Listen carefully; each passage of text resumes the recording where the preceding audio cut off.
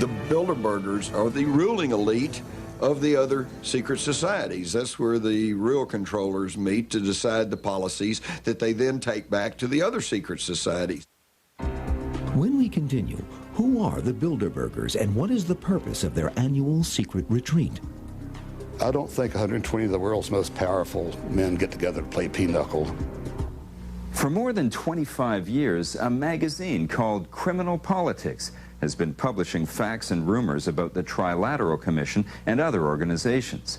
A new subscription costs nearly $200 a year. History's Mysteries will be back on the History Channel.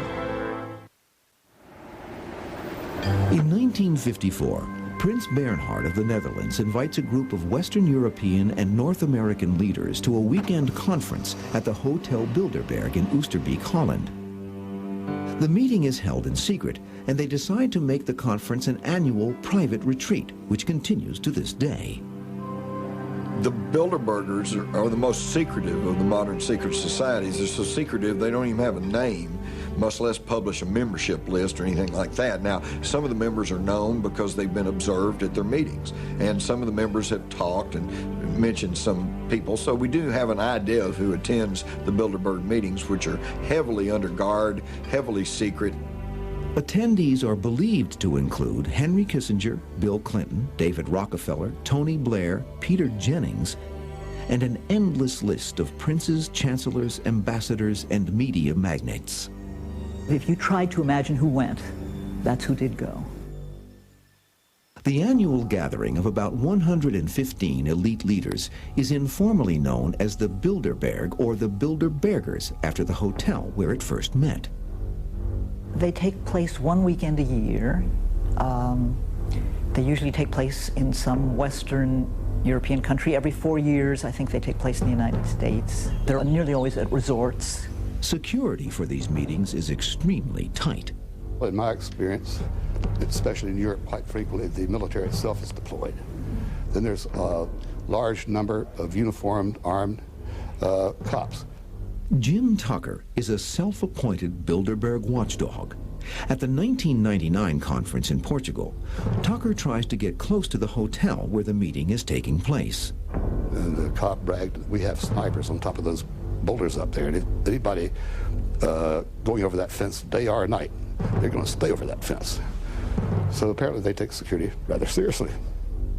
The reason for all the security, say the conspiracy advocates, is obvious. I don't think 120 of the world's most powerful men get together to play pinochle. This is where the ruling elite within these secret societies go and gather and compare notes and apparently set agendas. One of the members of the Bilderbergers years ago said that they talked about opening up China, and within months, President Nixon had gone and opened up China to the West. They met in the early 70s at an island off Sweden, and they decided that they were going to hike the price of oil massively.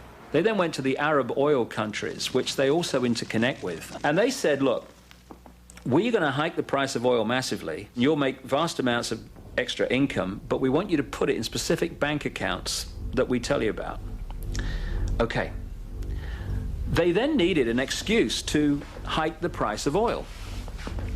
So what they did was created the Arab-Israeli war.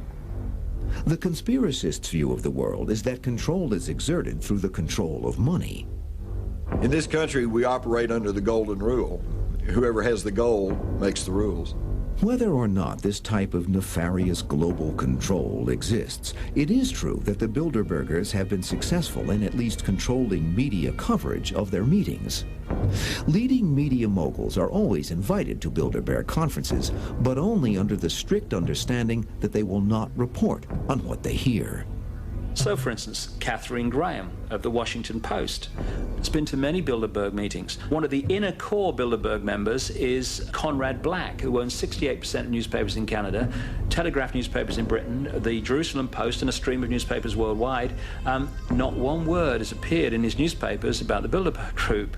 The steering committees and the bureaucracies and the meetings themselves had their own concern rather intense concern with not being mentioned in the press, and had this brilliant idea of co-opting whatever press they did invite, and then going higher and higher in the press as they invited it. But it's quite something to have more than 100 people attend a meeting one weekend a year, all of them at least of some importance, and have nothing in the mainstream press about them. That's quite remarkable. That, in a way, may be the most remarkable thing about them. If you, and I have done many times, said to journalists, let alone the general population, tell me about the Bilderberg Group, this glassy-eyed look comes across. The what? The what? And yet, the major people, they are reporting every day on members of an organization together, different political parties, different countries, everything, and they've never heard of it. And a few people can't control the world. Well, obviously they can, and get away with it. But just how obvious this version of the world is depends on the eyes you see it with. And in the history of secret societies, perspective is everything. In the next 5 to 10 years, we are all going to live in a global version of Nazi Germany. If it's a conspiracy, it's not so much a secret conspiracy as the way power operates in America, the way an elite perpetuates itself in a democracy.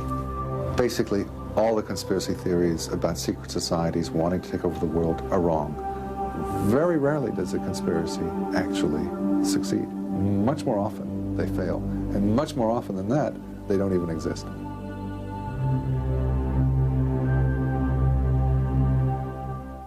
The Bilderberg Conference usually includes high-ranking American officials. Former Treasury Secretary Lloyd Bentsen was a regular for many years.